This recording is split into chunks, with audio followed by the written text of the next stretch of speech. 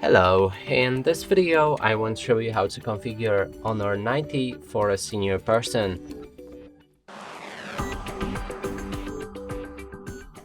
And to do this, first we'll need to open our settings, then we can go for the search and here enter simple.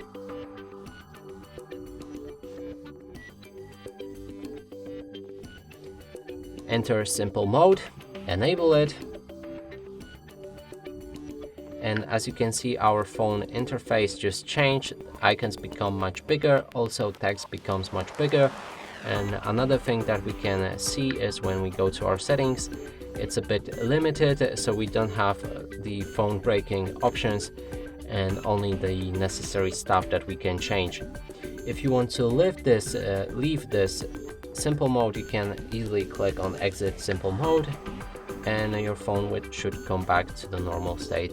And that's it for this video. Hope you like it. Please consider subscribing to our channel, leave a like and a comment below.